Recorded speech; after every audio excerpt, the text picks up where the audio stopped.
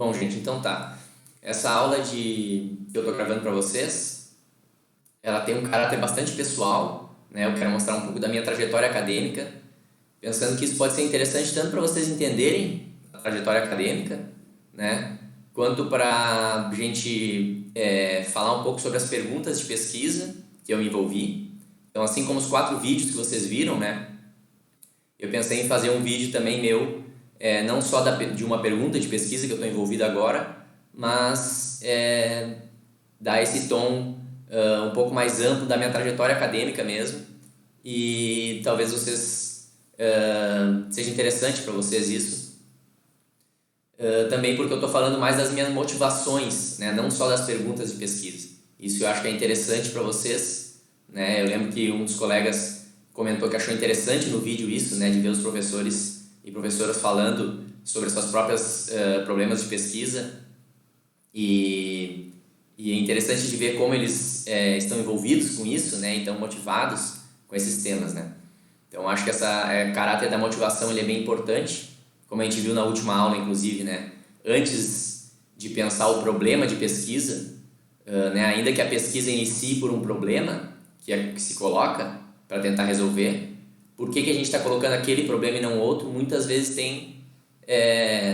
para a gente explicar isso, a gente precisa entrar com certas motivações que a gente tem, né? Certos interesses que a gente tem. Por que a gente escolhe uma pergunta de pesquisa e não outra? Por que a gente escolheu biologia e não outro curso? Por que dentro da biologia, alguma área da biologia, né? Ou alguma área que não precisa ser necessariamente dentro da biologia, mas que dialoga com a biologia de alguma forma, né?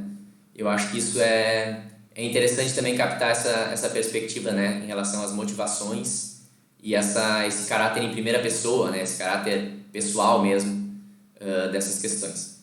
Então o título ficou Trajetória Acadêmica, Motivações e Perguntas de Pesquisa, né, da graduação ao momento atual. Então eu sou membro do LEF-BIO, né? Acho que eu comentei com vocês, Laboratório de Ensino, Filosofia e História da Biologia, né? E aqui para a disciplina de formulação de problemas de pesquisa, então vou gravar essa aula para vocês. Então eu queria iniciar com uma citação de um autor, Mário Bunge, que faleceu no ano passado. É um autor bastante polêmico, tem várias teses que eu discordo, né? Não é um autor que eu me identifico muito, mas ele tem coisas interessantes a dizer. Então algo que eu acho bem interessante destacar dele vem essa crítica ao positivismo, né? De uma maneira muito forte, né? Pensar o positivismo como muitas vezes os cientistas, a visão comum dos cientistas é uma visão positivista, né? Mas essa visão ela não dá conta de entender a ciência, né? Então muitas vezes o que acontece é que os próprios cientistas têm uma visão filosófica sobre a sua atividade que é bastante problemática e que acaba afetando inclusive o modo como eles pensam a ciência, né? E aqui eu vou trazer para vocês essa citação, então. O caso mais comum entre os cientistas é o daquele cientista que aceita o dogma positivista de que só importam os fatos da experiência, que as teorias são apenas resumos de dados observacionais ou experimentais. Quem se atém a esta filosofia grosseira condena a si mesmo a juntar dados sem saber por que nem para quê. Empresa esta tão chata como o cara. Não foi esse o caso do maior biólogo de todos os tempos, Charles Darwin, que afirmou que toda observação interessante se faz à luz de alguma hipótese. Então, não sei se vocês conseguiram captar um pouco dessa citação, né? Eu tentei colocar alguns termos, né, em laranja para destacar isso. Então, basicamente a ideia é de que o cientista ele costuma aceitar um positivismo e de uma forma um pouco dogmática, né? Não tanto com reflexão filosófica sobre isso.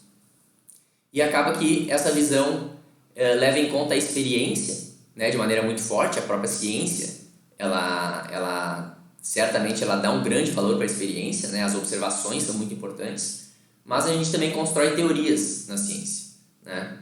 E essa visão positivista pensa que as teorias são apenas resumos de dados observacionais ou dados que a gente obteve a partir de experimentos. Então o problema disso é que as teorias então elas não guiariam a nossa pesquisa, né? Não guiariam a nossa busca para pensar que fenômenos a gente quer estudar, como que a gente vai interpretar eles, né? E como que a gente explica eles. E as teorias, então, elas não teriam esse caráter mais forte, mais importante na ciência, né? Ela estaria sempre secundária em relação à experiência e secundária de uma forma ainda mais forte do que apenas secundária, mas no sentido de que a teoria é apenas um resumo desses dados, né? Uma forma de descrever esses dados de modo mais sucinto, né? Mas não teria algo muito além dos dados, né? Então ele dá o exemplo do Darwin, que diz mesmo que a observação sempre se faz à luz de alguma hipótese, né? Uma observação interessante tem que ser uma observação que está querendo, digamos, confirmar alguma hipótese ou refutar alguma hipótese e contra alguma hipótese ou alguma teoria que está bem estabelecida no campo, né?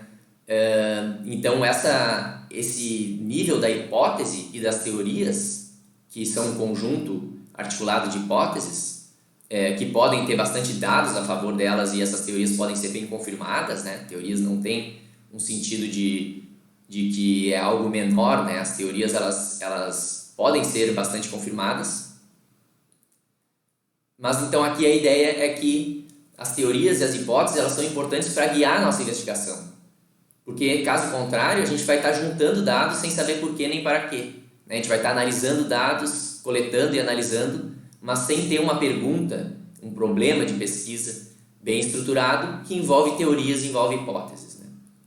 Então acho interessante trazer pelo tema mesmo da nossa disciplina de formulação de problemas de pesquisa, né? E se a gente deixa de fora essa visão positivista muito forte, a gente começa a se dar conta que a teoria ela tem um papel fundamental na ciência, né? E as hipóteses que a gente coloca também são fundamentais para o avanço e para a prática científica, né? Então eu estruturei, né, essa aula em termos da minha trajetória, como eu falei para vocês. Então primeiro eu vou falar da graduação, do mestrado e do doutorado que eu fiz na URGS, e depois vai ter, acho que uns 2 slides só, sobre a minha pesquisa em relação à docência aqui na UFPA, né, que eu comecei no ano passado, né, entrei no concurso e comecei a dar aula no ano passado. Mas então o que eu quero destacar aqui é que eu vou focar mais na parte da pesquisa mesmo, né? Então questões relacionadas a ensino e a extensão eu não vou trazer aqui para vocês, né? Não é do nosso interesse de maneira tão forte, né? Então eu vou tentar focar mais em aspectos relacionados à pesquisa, né? Por mais que a gente possa ter uma crítica à ideia de que a extensão é uma coisa, a pesquisa é outra, né? A gente pode fazer uma pesquisa, como eu falei para vocês na outra aula, transdisciplinar, por exemplo. E se a gente pensa a pesquisa assim, a gente acaba diluindo, né, essa divisão entre pesquisa e extensão, por exemplo, né? E se a gente pensa o próprio ensino como uma prática que pode ser pesquisada, né? E eu vou trazer aqui também pesquisas relacionadas a ensino, que é o que eu tenho feito, uma das coisas que eu tenho feito agora na UFPA, não fiz antes, né? Não trabalhava com ensino antes, mas agora estou também, dado que estou dando aula, acho bem interessante tentar fazer pesquisas, né? Para inclusive dar aulas melhores e ter uma noção de como que certas metodologias no ensino de ciências podem ser mais frutíferas que outras, né? Então, meu mestrado foi em biologia, mestrado em ecologia, o doutorado eu fiz em filosofia, e aí entrei nesse concurso, né, que foi em outubro de 2019, e comecei a dar aula em janeiro de 2020. Eu entrei, né, em março comecei a dar aula. Eu acho interessante também destacar isso para vocês, porque são coisas que estão ainda fresquinhas assim para mim, né? Como eu acabei o doutorado em 2019, não são coisas que faz muito tempo que eu passei por essa trajetória. Então, acho que me aproxima um pouco de vocês e acho interessante de apresentar isso para vocês de alguma forma, ver se isso impacta, estimula vocês a pensarem seus próprios temas, né? Então, a ideia não vai ser simplesmente mostrar como que é uma trajetória acadêmica em termos de graduação, mestrado e doutorado, e depois como professor aqui na UFLA, mas um caráter muito mais pessoal, né? Eu vou trazer aspectos meus, embora vocês vão acabar entendendo um pouco sobre como que essa trajetória acadêmica funciona, né, na universidade, para quem tem interesse mais com pesquisa, né? Em continuar digamos, dentro da universidade, né?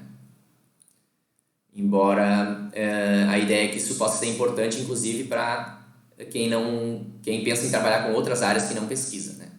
Porque essa formulação de problemas, ela é central, mesmo para quem não faz pesquisa, né? Ter essa noção de como que a ciência funciona e como que essa formulação de problemas nos ajuda a resolver também problemas práticos, né? Inclusive problemas relacionados a ensino, problemas relacionados a impactos ambientais, né? Diferentes temas que vocês possam ter interesse. Então eu vou trazer em alguns momentos esse diagrama de Venn, como é conhecido, né? Onde tem esses conjuntos parcialmente sobrepostos. E esses conjuntos representam um certo domínio, né? Um certo... nesse caso aqui são conceitos, né? Os elementos desse conjunto são conceitos. Para representar, então, isso na nossa forma de diagrama, né? Então, as minhas motivações ao longo dessa trajetória acadêmica, né? Eu diria que são basicamente aspectos relacionados à filosofia, à ciência e ao engajamento socioambiental, né? As minhas motivações vêm muito em torno dessas três dimensões, inicialmente de uma forma um pouco separada, digamos, né? Não articulando tanto isso, e ao longo da graduação e depois mais fortemente na pós-graduação, eu fui tentando articular essas diferentes áreas, né, de uma forma cada vez mais forte, fazendo então no fim um certo perfil de pesquisa para mim, né? Então aqui eu coloquei engajamento socioambiental, por mais que eu esteja falando de pesquisa, porque esse engajamento ambiental vai ter uma influência bastante forte na minha pesquisa, né? Em que problemas que eu vou querer pesquisar, né? Como tentar trabalhar esses problemas. E então esses três domínios aqui, né, que a gente pode pensar ciência, filosofia e alguma coisa mais relacionada à ação prática, em termos de compromissos, né, ou responsabilidades ou valores socioambientais, né, se articulam de uma forma interessante, ou a gente pode tentar articulá-los, né? Então aqui é também para vocês verem que a ciência ela não está afastada da filosofia nem de questões relacionadas a valores, né? Por que eu escolhi biologia, então? Eu coloquei 3 imagens minhas, né, de pequeno, e eu diria assim que basicamente foi pela paixão pela diversidade de seres e de ambientes, né? Essa diversidade que a gente encontra, né, estudando, observando, tentando entender como é que esses ambientes, esses seres funcionam, né? É algo que me marcou bastante, né, desde a infância, e eu diria que isso foi talvez o principal elemento que me levou para a biologia, muito mais do que as aulas de biologia, né? Então aqui eu coloquei fotos só para mostrar diferentes ambientes, né, diferentes questões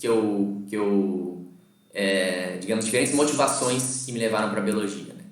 Então, em termos de áreas mesmo, a gente podia pensar, áreas que me motivaram foram a ecologia, a evolução e a história natural. Eu acho que, primeiramente, algo que a gente poderia chamar de história natural, né, que é algo mais relacionado à observação e a descrições de observação e não tanto à produção de teorias mais gerais, né?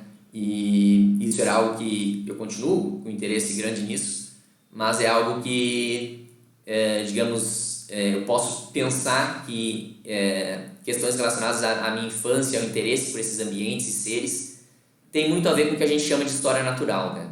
Então hoje a gente tem a biologia, tem a geologia, por exemplo, né? E não mais o que a gente chama de história natural, né? Que era uma área, então, anterior à própria formulação da biologia enquanto disciplina acadêmica, né? Enquanto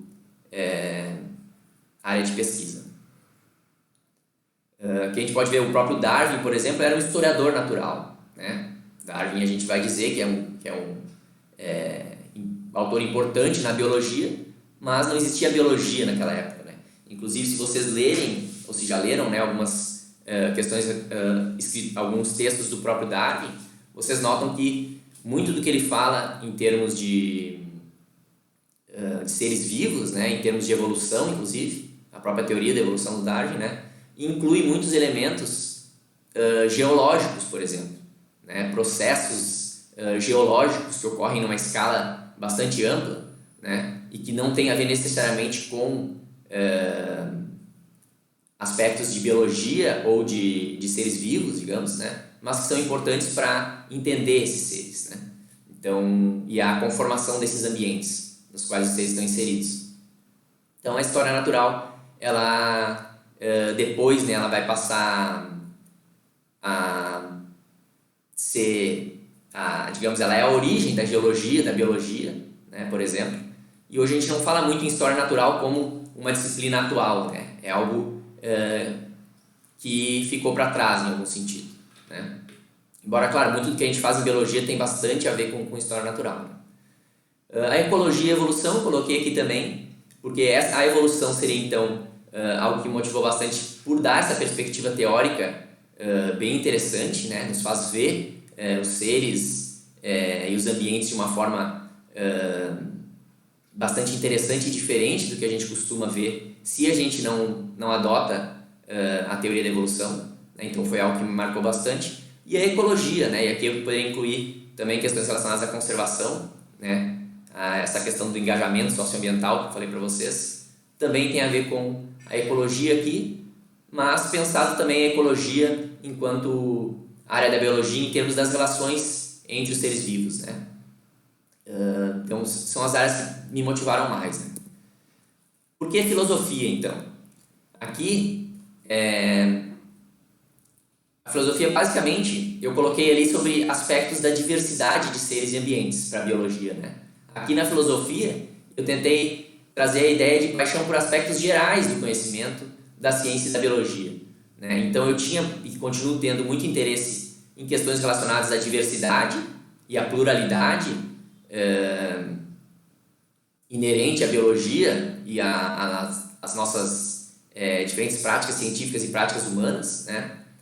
Mas também aspectos gerais do conhecimento. Então esses aspectos mais teóricos também são algo que eu tenho bastante interesse, né? E que me levou para a filosofia. Eu via que as discussões, muitas discussões que eu gostava eram feitas pela filosofia. Por exemplo, a filosofia da biologia, a filosofia da ciência, a epistemologia, que é a área da filosofia que tenta construir uma teoria sobre o conhecimento, ou sobre como que a gente adquire conhecimento, e conhecimento do que é isso, né? Um conhecimento do mundo tal como ele é, né? Hoje em dia não se defende isso na epistemologia, mas então é um mundo que a gente conhece a partir de uma certa perspectiva, né? É um mundo que, por mais que a gente não saiba exatamente como ele é nos seus próprios termos, né? A gente pode entender o mundo na relação com a nossa experiência e a partir daí construir conhecimento, né? Um outro aspecto que eu acho interessante e que eu vejo que me motivou para cursar filosofia foi a busca por um pensamento crítico, né? Eu continuo, né, tendo bastante esse interesse, e é um interesse meu em passar para vocês também isso, né, a importância de um pensamento crítico, para a gente não simplesmente acabar produzindo ciência ou inclusive ter feito um curso de biologia, né, tendo aulas de biologia sem estar desenvolvendo um pensamento crítico, né? Isso é bastante comum, né?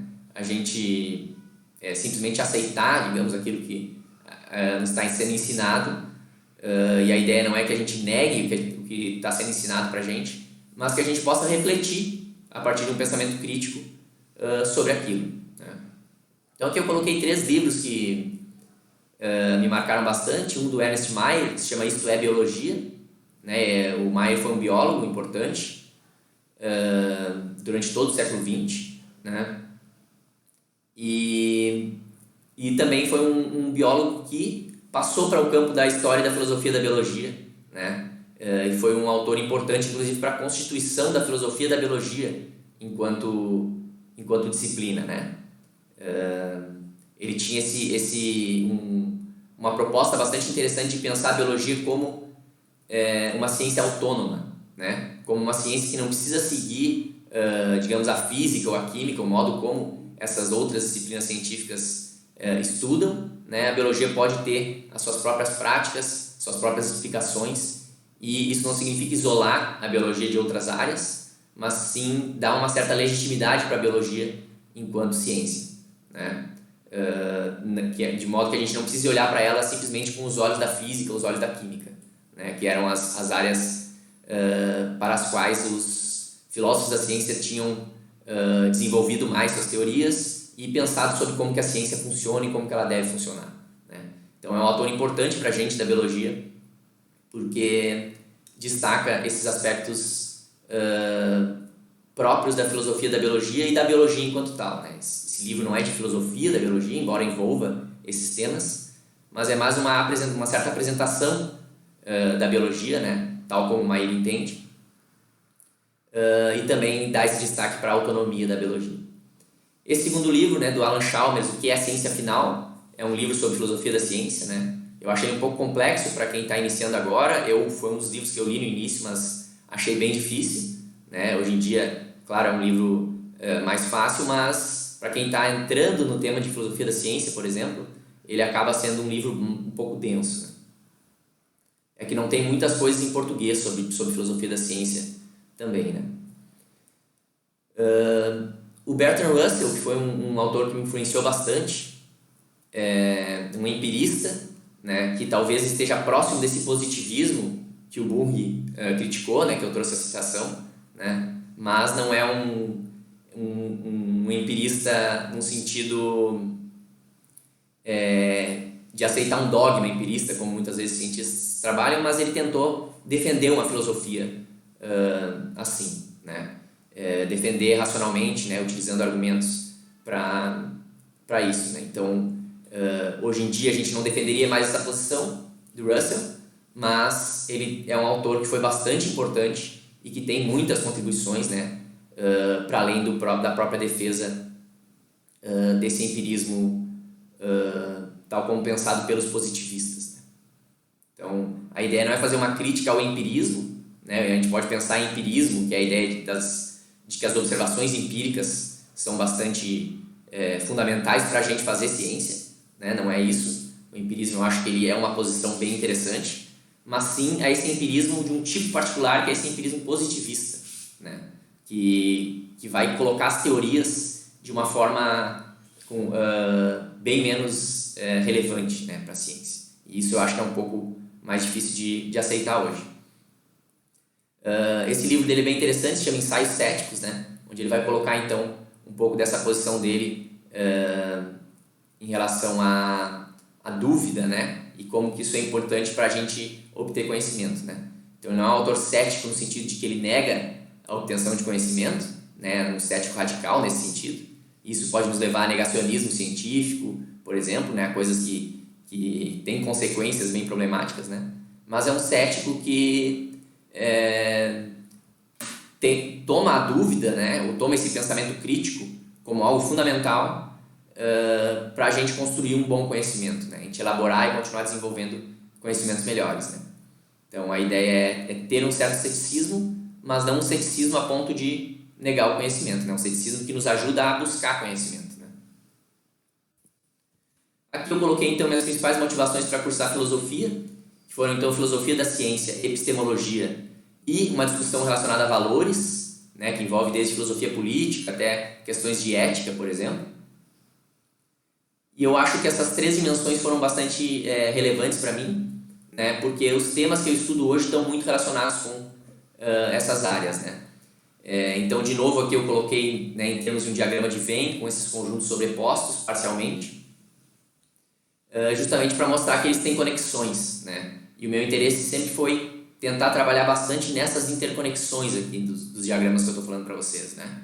Como relacionar a filosofia da ciência com questões de teoria do conhecimento, como é que a gente obtém conhecimento na ciência, e como que isso está relacionado com valores éticos, sociais, morais, né, e outros valores também. Então, aqui para iniciar com o primeiro trabalho que eu apresentei na graduação, né, foi num simpósio de biodiversidade, né, que foi um tema que eu gosto bastante, né, relacionado à biodiversidade, à ecologia. E o que eu achei bem interessante, além de ser um simpósio de biodiversidade, é que tinha esse subtítulo no evento: Filosofia da Ciência e a Prática Científica, né? E isso para mim foi interessante porque eu gostava muito desse tema relacionado à biodiversidade e gostava do tema de filosofia da ciência, entender um pouco sobre como que a ciência funciona, né, a prática científica. E eu pude participar então desse evento, que foi muito bacana, eu acho que foi bastante decisivo também para a minha continuação nessa área, porque eu pude ver então que tem diferentes relações, né, os temas sobre biodiversidade podem ser investigados sobre uma perspectiva filosófica, né, sobre tentar entender sobre a prática científica associada aos estudos sobre biodiversidade, por exemplo. E foi algo que me motivou bastante, né, por justamente ligar essas duas áreas que eu gostava muito, mas que eu não sabia muito bem como articular ainda, né? Então, eu acabei fazendo um trabalho com outros colegas, né, um trabalho mais teórico mesmo, talvez tenha uma cara mais de trabalho filosófico, né? Foi um pôster que teve esse título, né, o pensamento crítico como força motriz das políticas para a conservação da biodiversidade. Então aqui essa ideia do pensamento crítico como sendo importante para a gente fazer boas políticas de conservação da biodiversidade, né? Então tem esse aspecto filosófico relacionado ao pensamento crítico, mas tem um aspecto também mais relacionado a questões políticas e a questões relacionadas a valores, né, como conservação da biodiversidade. Então aqui eu não vou entrar nos detalhes sobre o artigo em si, mas só mostrar rapidamente esse modelinho aqui, esquema, né, a gente pode chamar, que eu e alguns colegas acabamos criando, que ajuda um pouquinho a entender essa ideia, né? Então aqui é só para mostrar para vocês. A gente pensou em termos da sociedade e aí pensou em duas dimensões da sociedade, a política e a econômica, né? E aí, se a gente obtém um pensamento crítico a partir da política e da economia, a ideia é que esse crivo, digamos, esse filtro do pensamento crítico possa fazer com que a gente tenha uma política com uma democracia real, né, uma democracia mais efetiva e que tenha uma economia que seja mais solidária, né, uma economia que entrelaçada ou estruturada por valores relacionados à solidariedade, por exemplo, né? Bastante diferente da economia que a gente tem hoje. E a partir dessa democracia real e dessa economia solidária, se a gente passa elas também novamente por um crivo do pensamento crítico, a gente poderia ter então uma nova consideração, que é a consideração de que a gente vive num espaço finito, tem recursos limitados, e isso então mostra que tem uma biocapacidade, né? Uma capacidade que a própria biodiversidade e as condições que possibilitam a manutenção da vida, né, e das nossas atividades humanas, né, isso precisa ser considerado, né? Então a ideia é que a partir desse pensamento crítico que nos leva a se dar conta de que o espaço é finito, os recursos são limitados, então há uma biocapacidade, a gente precisa reconsiderar a biodiversidade, né? Então aqui esse modelinho é um pouco para destacar a importância do pensamento crítico para essas políticas de biodiversidade, né? E aí a ideia foi utilizar dois exemplos atuais, né, na época, né, mas continuam atuais, na verdade, né, que são relacionados à mudança no Código Florestal brasileiro, né, na lei associada a esse código, que diminuiu bastante, né, a conservação da biodiversidade, né, as áreas para conservação de biodiversidade, né, ficaram menores ou se aceitou mais a utilização dessas áreas para alguns outros fins que acabam prejudicando essa conservação, né? Ainda que em algumas dessas áreas, como reservas legais, por exemplo, já se aceitava que metade dessas reservas legais podem ser utilizadas para a prática, metade do percentual dessas áreas, né? 50% de uma área que é uma reserva legal, por exemplo, pode ser utilizada de alguma forma, né, desde que não seja uma forma em que elimine aquele ambiente, né? Mas uma forma em que possa conservar aquele ambiente.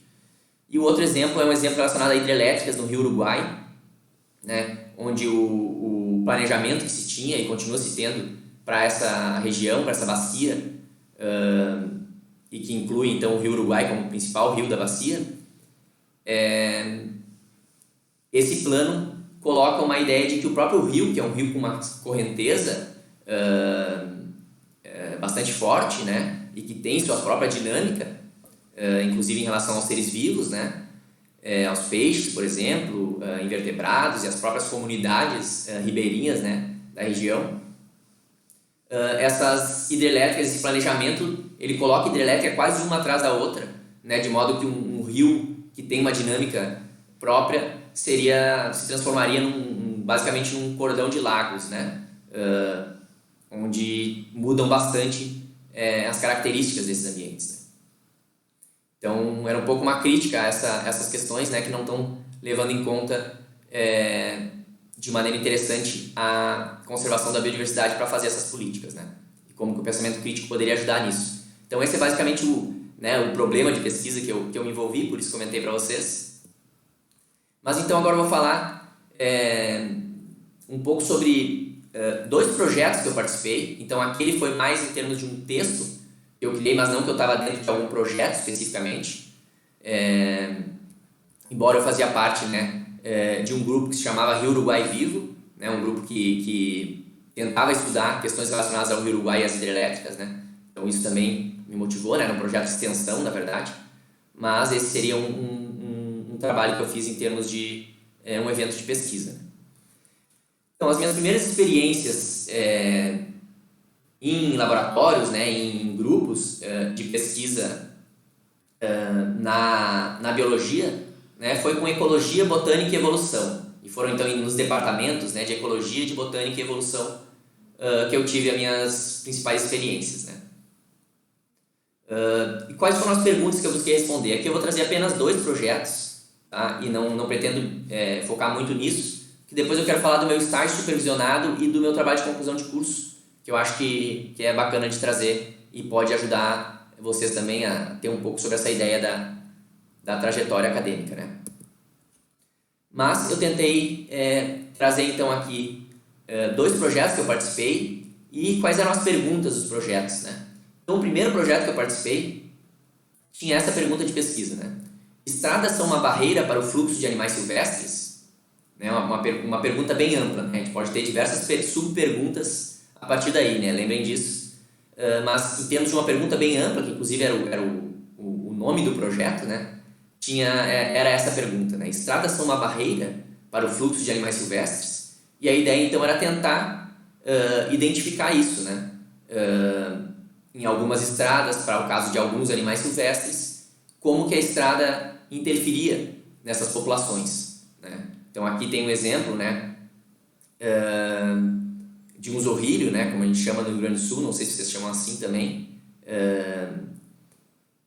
sobre essa espécie, né,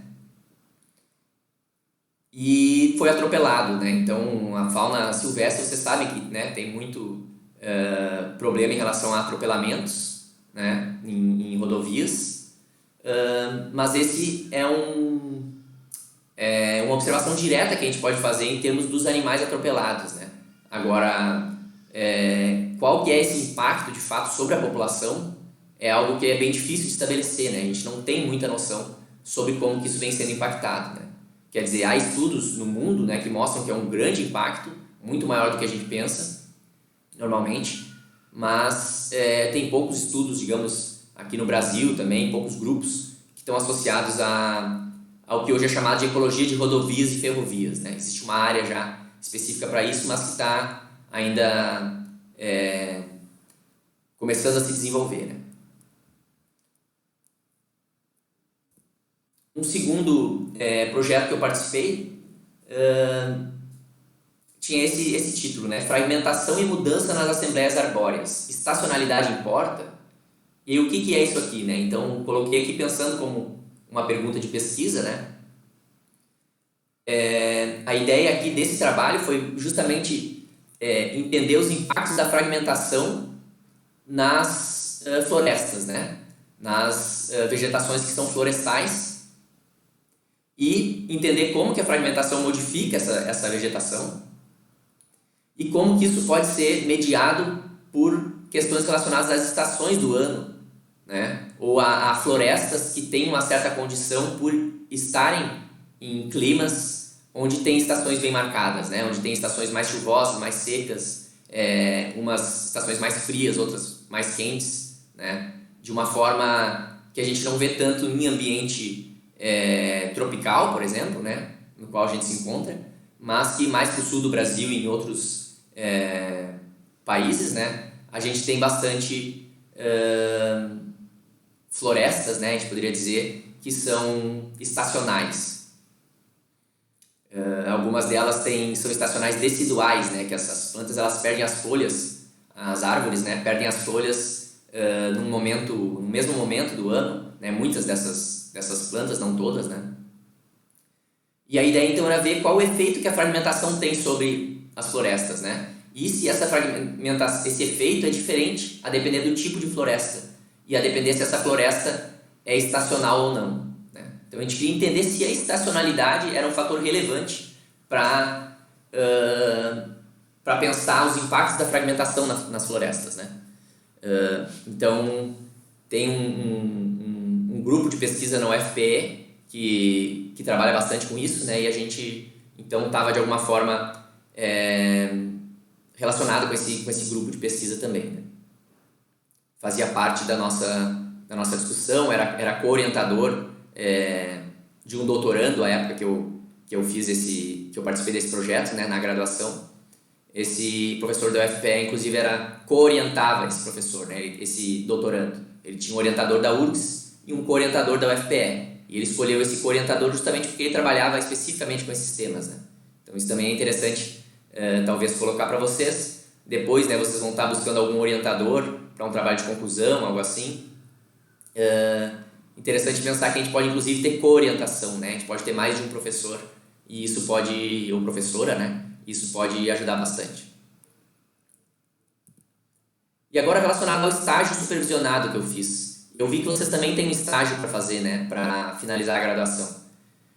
No caso da URGS, a principal recomendação que se tinha, né? Ou a principal restrição era que não fosse dentro da URGS, não podia ser algo na URGS, né? Mas poderia ser em universidade também, né? Não precisava ser, digamos, num órgão ambiental, em algum outro setor, poderia ser na universidade.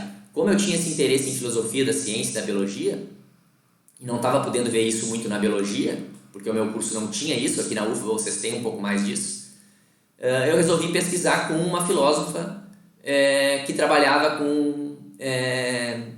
analisando os argumentos do Darwin, né, e as explicações, as teorias do Darwin, e tinha o Darwin como um estudo de caso da sua própria pesquisa para entender um pouco sobre a ciência, né? E essa minha orientadora do estágio se chama Anna Regner, né? Uma professora que faleceu no ano passado. Foi uma pesquisadora bastante importante para a constituição da filosofia da ciência no Brasil e no Cone Sul, né? Aqui nessa região da América do Sul, principalmente.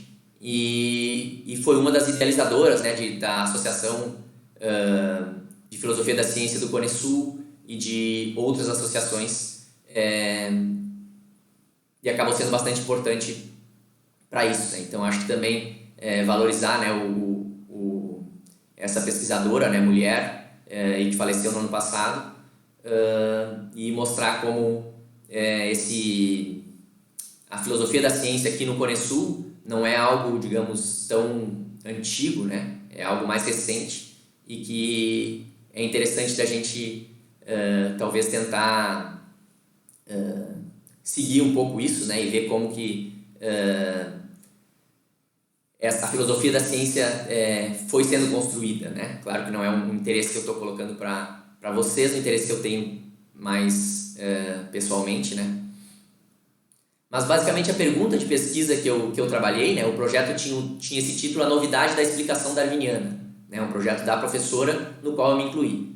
E a minha pergunta de pesquisa era sobre como é a argumentação de Darwin na obra A Origem das Espécies, que é considerada a principal obra do Darwin, onde ele expõe a sua teoria de descendência com modificação, que depois ficou conhecida como teoria da evolução, né?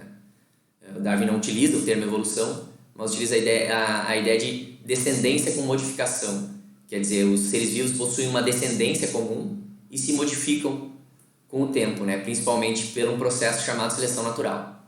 Então é basicamente isso o ponto principal do Darwin, né? Nessa obra. Mas aí como que ele argumenta para isso, né? Então eu trouxe aqui exemplos de algumas perguntas mais específicas, então, dentro dessa pergunta geral. Não vou ler todas para vocês aqui, mas só para vocês verem. São perguntas de pesquisa que eu me coloquei e tentei responder, né? Então, qual a questão-chave a ser respondida na obra? Qual a resposta à tese que Darwin antecipa, né? E aqui, então, no fundo, essas duas primeiras perguntas de pesquisa minha é tentar entender qual é a pergunta de pesquisa do Darwin e como ele respondeu essa pergunta de pesquisa, né? Então, a minha pergunta de pesquisa é entender um pouco a pergunta de pesquisa do Darwin e a resposta que ele deu, né? Como que o Darwin apresenta o argumento geral a favor de sua resposta, que estratégias argumentativas ele enfatiza para oferecer essa resposta, né? Para oferecer esse argumento. Ele utiliza diferentes estratégias de argumentação. Qual a estrutura geral do capítulo Recapitulação e Conclusão, né, de Darwin? É um capítulo bem importante.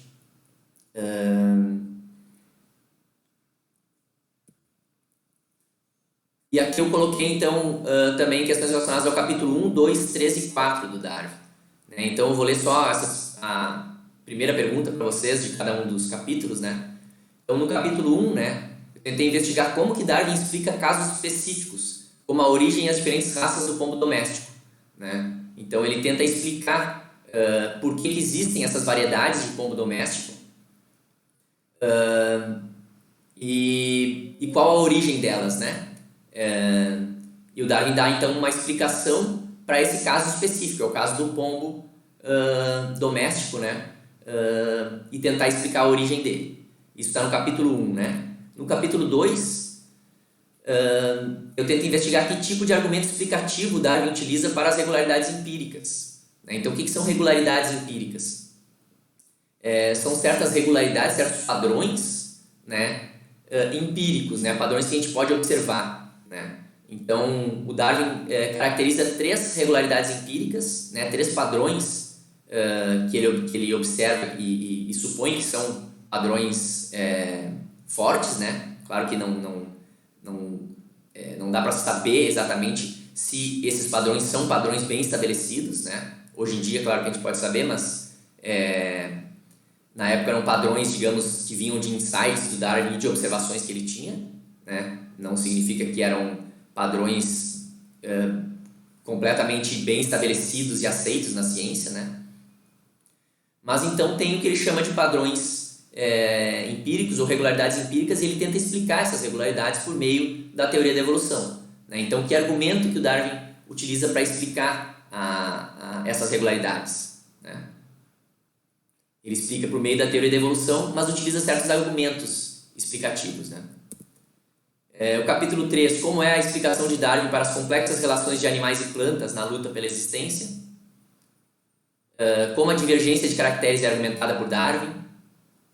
E que tipo de argumentação Darwin utiliza para enfrentar a dificuldade em explicar órgãos de extrema perfeição e complexidade, como, por exemplo, o olho humano de outras espécies animais, né? Então, aqui eu só achei interessante colocar isso para vocês, né?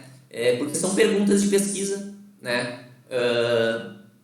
Com as quais eu me envolvi nesse projeto e que são bem interessantes, inclusive mostrar para vocês por ter esse caráter pessoal e por ter esse exemplo do Darwin, né? Que talvez interesse a muitos de vocês, né? Então, aqui eu só coloquei um artigo que foi originado desse estágio supervisionado, né, durante a graduação. Então, acabei publicando um artigo na revista da Associação Brasileira de Filosofia e História da Biologia, né, que saiu em 2013, e o título tem a argumentação darwiniana em A Origem das Espécies, de casos específicos a princípios gerais, né, um artigo meu da época da graduação, né, um artigo enfim, né, tem todos os problemas que a gente problemas não, né, é um aprendizado, né, tem digamos, depois de ser professor, a gente olha para esses artigos que a gente escreve durante a graduação, a gente vê como a gente avança, na verdade, né? E é interessante, eu recomendo a vocês, né, tentarem escrever bastante sobre os problemas de pesquisa que vocês estão envolvidos ou querem se envolver, sobre, enfim, a escrita, né? Eu acho que ela nos ajuda bastante. E nesse trabalho, então, eu exponho um pouco sobre esses problemas que eu mostrei para vocês, né, e que eu tive envolvido durante o estágio. E aqui eu queria falar, então, do meu trabalho de conclusão de curso, né, brevemente também. O título do trabalho, né, foi Aspectos Teórico-Filosóficos da Ciência Ecológica, Conteúdo e Estrutura em Livros Didáticos do Ensino Superior. Então, esse foi o título do meu trabalho de conclusão de curso, né? E o que eu fiz foi basicamente analisar 4 livros didáticos de ecologia, né, que são muito utilizados no ensino superior, né, na graduação, de diferentes universidades do Brasil e outras do mundo, né? E eu basicamente fiquei interessado nesses aspectos mais teórico-filosóficos, né? Mas eu tentei incluir dentro desse aspecto filosófico também, né, questões sociais, históricas, também, muitas vezes em relação até a questões críticas, né, de que esses livros de ecologia, eles desconsideram muitas vezes essa dimensão histórica e sociológica da própria ecologia, ou inclusive o papel da ecologia nessas questões, né? Então, as minhas perguntas de pesquisa que eu coloquei para vocês como sendo basicamente essas duas, assim, perguntas bem gerais, né? E depois tem perguntas um pouco mais específicas. Eu trouxe também, se não me engano, 2 ou 3 perguntas mais específicas, que foram as que deram origem ao artigo, né? Que veio a partir do trabalho de conclusão de curso. Então, esse TCC eu fiz com diferentes temas, mas esses temas envolviam essas 2 perguntas de pesquisa, né? Como esses livros abordam a ecologia, e há diferenças marcantes na abordagem de cada um desses livros, né? Eles abordam da mesma forma a ecologia?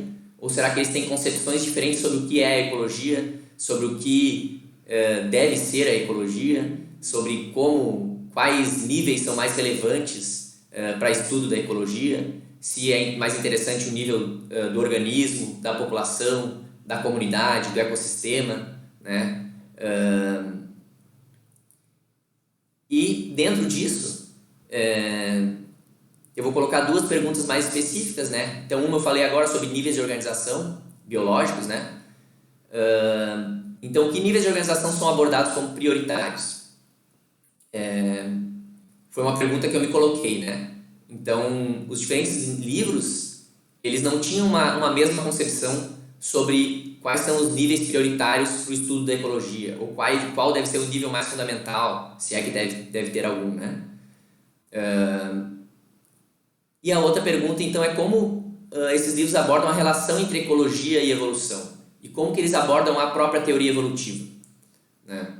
Aqui a gente pode pensar que essa relação entre ecologia e evolução pode ser num sentido, por exemplo, a ecologia contribui para o entendimento da evolução, ou num sentido oposto, a evolução contribui para o entendimento da ecologia, ou num sentido de relação recíproca, né? Onde a ecologia e a evolução, elas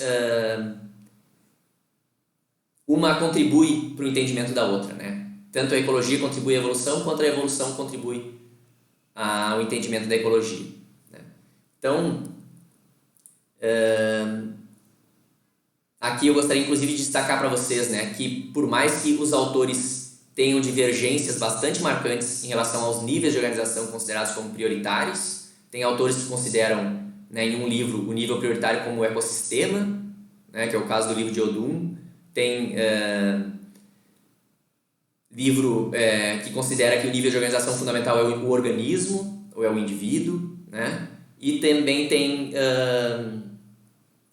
outros 2 livros, né, que eu analisei, que estão mais associados com os níveis de população e de comunidade, como sendo os níveis mais fundamentais, né?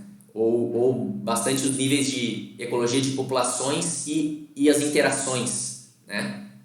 Tipos de interações, né, que normalmente a gente pensa em termos de ecologia de comunidades. Então, desse livro originou um artigo desse livro não, desse trabalho de conclusão de curso, eu acabei construindo um artigo, também com esse interesse de tentar sistematizar as ideias, né, tentar colocar para a crítica da comunidade científica, filosófica, né, para justamente ir consolidando melhor essas ideias, né, e dar seguimento a isso, né. Obviamente a pesquisa ela não se reduz a um artigo, né, mas eu acho interessante colocar isso para vocês, porque a pesquisa muitas vezes, né, a dimensão do artigo ela é importante, né, que é a dimensão onde a gente pode ler de fato alguma coisa, fazer crítica, né, utilizar nos nossos trabalhos. Então essa dimensão da publicação ela é bem importante, né? Embora a gente tenha que cuidar para não entrar num nível em termos de achar que fazer pesquisa é simplesmente publicar, né? E daqui a pouco a gente não sabe nem por que a gente está publicando, o que a gente está fazendo, né? Então temos que cuidar aquilo, né? A ideia de juntar dados sem saber por que nem para quê, né? É interessante a gente cuidar isso, né? E de fato muito da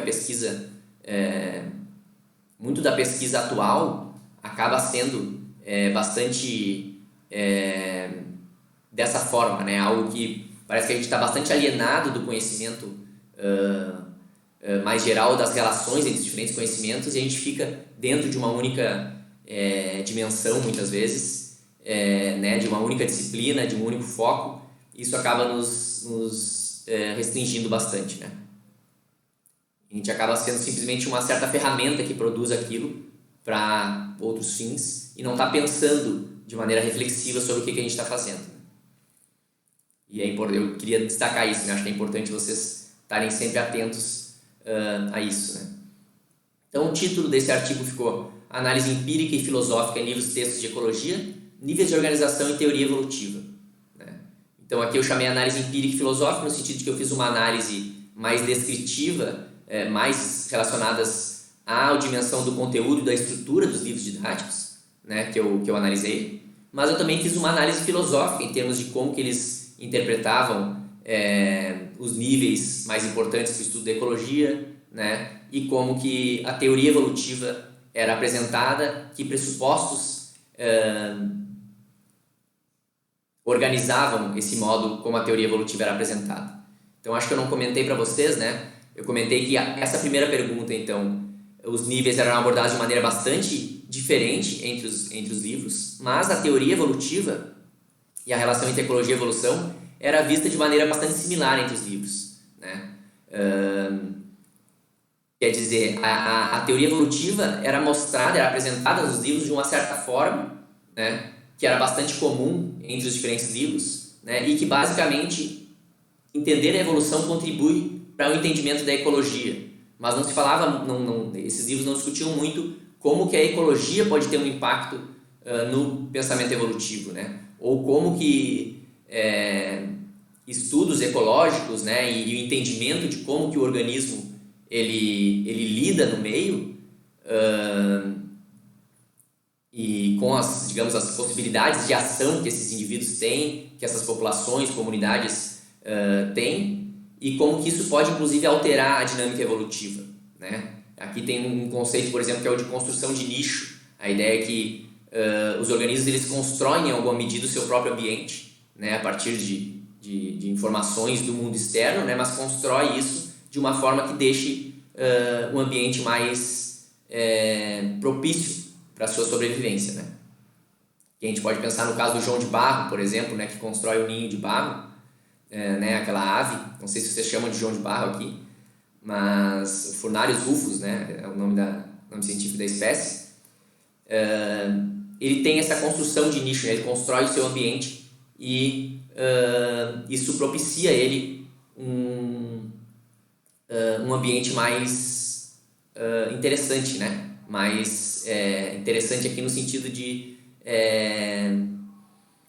para sua própria sobrevivência, reprodução, alimentação, né, coisas do tipo. E os livros não trazem muito esses aspectos, né, não falam de construção de nicho, ou não trazem esses aspectos. É mais voltado a questões relacionadas à dimensão genética e à seleção natural, né? Então, é um pouco uma teoria que tenta interpretar a evolução apenas pensando em termos de herança genética e seleção natural sobre essa herança genética, né? E acaba desconsiderando fatores relacionados ao desenvolvimento dos organismos, à ecologia, né? E atualmente a teoria evolutiva, de fato, ela inclui esses elementos de maneira mais forte, né? Mas nos livros didáticos isso ainda não está presente. Bom, e aqui eu queria falar um pouco sobre o meu mestrado, né? O mestrado eu fiz na ecologia, mas foi um tema bastante diferente, né? Não foi um tema dentro da disciplina da ecologia, né? Aqui eu coloquei um pouco então a linha de pesquisa da minha dissertação de mestrado, né? Então no mestrado a gente costuma chamar o trabalho do resultado do mestrado acadêmico, a gente chama de dissertação, e do doutorado a gente chama de tese, né? Então dissertação de mestrado é o texto, digamos, final que eu produzi durante o mestrado, né?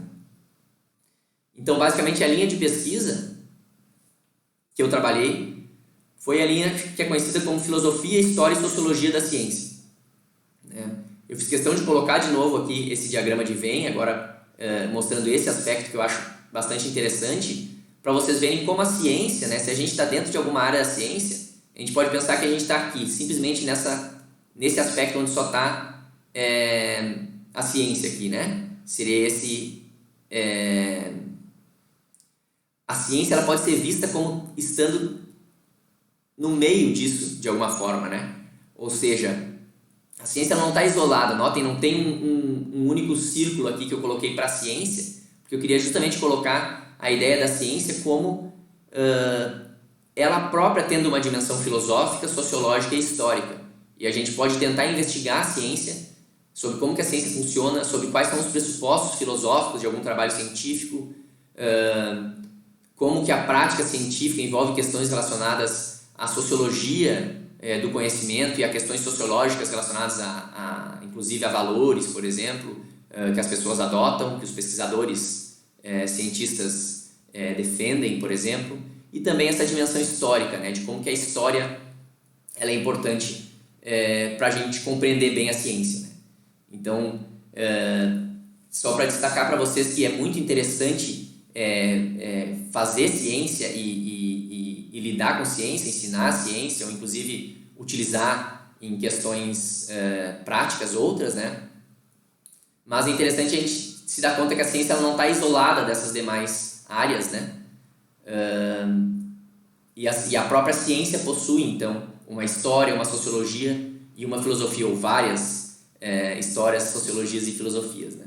Então, também tirar um pouco essa ideia de que a ciência ela está numa certa dimensão e aí essas outras áreas estão em outra dimensão, né? A ciência também é parte do mundo, né? Ela é uma prática humana, né? E ela tem essas dimensões como qualquer outra. Então, como foi a minha dissertação de mestrado, né? Foi nessa área que eu comentei para vocês. E eu fiz basicamente, então, uma análise das relações entre ciência e valores, principalmente uma análise de trabalhos filosóficos contemporâneos que incluem a dimensão da história e da sociologia da ciência, né? Então eu não fiz uma análise de um estudo de caso, nem fiz uma análise em termos de um caso histórico, né, um caso mais antigo, ou algum aspecto, um estudo de caso em que eu fale de sociologia da ciência, não foi isso. Eu analisei textos de filosofia da ciência que relacionam ciência e valores e incluem essa dimensão histórica e sociológica, né? Foi basicamente isso. Então, fiz uma análise para entender como que esses autores e autoras compreendem as relações entre ciência e valores, né? E aqui valores tem diferentes tipos de valores, a gente poderia dizer, né? Desde valores epistêmicos, que são os valores relacionados ao conhecimento, até valores sociais, éticos, metafísicos e pragmáticos, por exemplo, né? Aqui, quando eu falo valores, eu estou principalmente interessado em valores sociais e éticos aqui, mas normalmente a gente, quando fala valores, a gente pensa nesse tipo de valor, né? Mas é só para colocar que tem outros tipos de valores também, né? Então, esse trabalho, né, não foi na filosofia, mas na ecologia. Então, a minha ideia foi fazer essa análise filosófica sobre a relação entre ciência e valores, incluindo essa dimensão da história e da sociologia, e aplicar isso a um contexto específico. E esse contexto é o contexto de usos produtivos dos campos sulinos. É o contexto onde os campos sulinos, né, já comento um pouco sobre isso, eles têm... onde são feitas práticas produtivas, né, atividades produtivas sobre esses campos. E aí eu queria entender um pouco sobre como que a relação entre ciência e valores pode ser pensada nesse contexto específico, que é esse contexto onde há produção e há certos tipos de produção, né, sobre essa região chamada Campos Sulinos, né, uma região, normalmente esse termo ele é utilizado para abarcar os campos do Rio Grande do Sul, de Santa Catarina e de parte do Paraná, onde tem tanto campos do bioma Pampa, né, que vocês já devem ter ouvido, né, esse termo, bioma Pampa, mas os campos eles também estão no bioma Mata Atlântica, esses campos sulinos, né, que são os campos de altitude. Em algumas regiões de altitude que fazem parte do bioma Mata Atlântica, os campos são a vegetação dominante, né? Então tem capões de mata entremeados nessas áreas, mas os campos normalmente são mais dominantes do que a própria vegetação florestal, né? Então essas áreas são chamadas de campos sulinos, né? E claro, né, tem alguma relação também com os campos da Argentina e do Uruguai, por exemplo, né? Esses campos são bastante diversos, têm diferentes fisionomias, né? Não são homogêneos, como muitas vezes a gente pensa, né, que os campos não têm diversidade, algo assim. Eles têm diversidade que é similar à de florestas tropicais, né? Em termos de plantas nessa região, né? Então, se a gente for pensar em termos de número de espécies relacionadas à área, né? A gente tem uma biodiversidade muito grande de plantas campestres, né? E também de animais, né, e outros organismos, fungos, etc. Aqui eu trouxe uma foto só para mostrar, né, esse exemplo né, um caso, uma fisionomia dos campos sulinos, né, que vocês notem que tem essa vegetação campestre como sendo a principal, mas ela é entremeada por essa vegetação florestal também, né? E nesse caso aqui, inclusive, com uma área mais de rochas, né, expostas, que também em algumas regiões é comum, né? Então, por que eu me interessei sobre esse tema, né, aplicar esse contexto? Porque os campos sulinos são o próprio bioma Pampa, né, é um dos biomas que mais está sendo destruído atualmente e que menos possui proteção, né? Então, por ser visto como campos, e os campos são vistos como menos... eles levam menos a ideia de conservação, né? As pessoas pensam muito em conservação de florestas, por exemplo. Acaba que esses campos têm muito pouca proteção e estão sendo modificados drasticamente nos últimos anos, né? E eu queria entender um pouco sobre essa destruição forte dos campos para outras práticas produtivas e entender como que isso se relaciona com ciência, tecnologia, sociedade, né? Como se relaciona com valores. E então um pouco esse foi o meu tema, né? Meus interesses, assim. O título da dissertação de mestrado ficou Interações entre Valores e Atividade Científica e sua aplicação ao contexto dos campos sulinos, né? Então, basicamente, queria entender as interações entre valores e ciência e, ao ter um certo entendimento sobre como que os valores interagem com a ciência, pensar isso no caso dos campos sulinos e como que essa interação ocorre entre valores e ciência nesse contexto especificamente, né? Então, eu tive um orientador do PPG Ecologia e um orientador da pós-graduação da Filosofia, né? Então, já com esse interesse maior na filosofia também, né? Então, quais foram as minhas perguntas de pesquisa? Eu poderia dizer, basicamente, né, que foi tentar investigar quais as relações entre ciência e valores. Outra pergunta, né, como a ciência tem sido incorporada nas atividades produtivas realizadas nesses campos sulinos. seja, que tipo de ciência está sendo incorporada nessas atividades produtivas, né? Bom, eu não comentei também, né, que atividades são essas que são os principais causadores dessa destruição dos campos sulinos, né? São basicamente monoculturas de grãos, principalmente soja, né? E monoculturas de árvores também, como eucalipto e pinos, né? Então,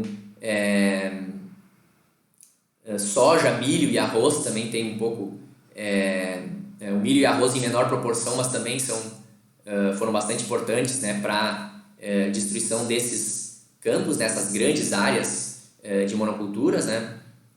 Mas principalmente o que tem sendo avançando, né, principalmente a soja, né? A soja, inclusive soja transgênica, né? Que é utilizada então com um agrotóxico que permite com que a soja não seja tão afetada, né, pelo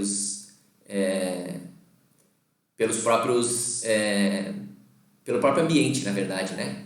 O agrotóxico é uma espécie de tentativa de tirar um pouco a planta do seu próprio ambiente e no fim acaba colocando, né,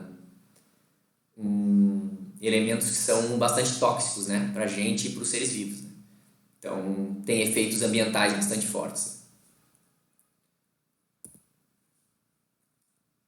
Quais as consequências socioambientais dessas atividades produtivas, né? Justamente eu falei agora um pouco sobre isso, né? Falei mais em termos ambientais, mas tem consequências que a gente pode pensar sociais, né, também, em termos inclusive de modificação drástica da própria cultura da região em termos de práticas produtivas que moldavam um pouco a própria identificação dessa cultura, né? E essas modificações drásticas acabam afetando isso também no nível social, né? Claro, também um aspecto de que são grandes monoculturas, né? Então afeta bastante as populações de menor renda, não são essas populações de baixa renda que têm esse tipo de atividade, né?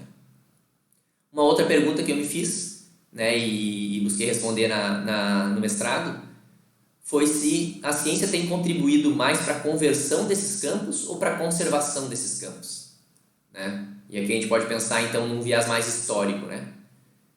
O tipo de conhecimento que a ciência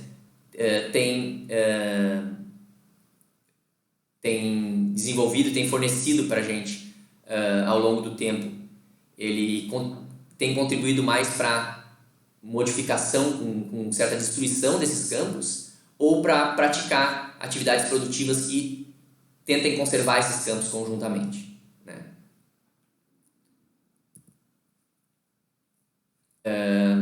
Então, o artigo que eu construí a partir da dissertação de mestrado foi publicado numa revista de epistemologia, a chamada Principia, em 2018, então, faz pouco tempo. Se chamou Valores, Estratégias de Pesquisa e Aplicação do Conhecimento, os campos sulinos em questão. Então, a ideia aqui foi basicamente relacionar essa dimensão de valores com a dimensão das estratégias de pesquisa, né? Aqui as estratégias de pesquisa têm tanto a ver com o problema de pesquisa que a gente se coloca, quanto com a forma em que a gente busca resolver esses problemas, né? E a aplicação do conhecimento, como é que esses diferentes domínios se relacionam, os valores, as estratégias e a aplicação desse conhecimento. E isso num caso específico, que é o caso dos campos sulinos. Então é basicamente isso do que eu quis trazer para vocês do mestrado, né? E do doutorado, então agora, eu acho que eu vou fazer 2 vídeos para não ficar muito longo, né? E aí começa o doutorado no próximo vídeo.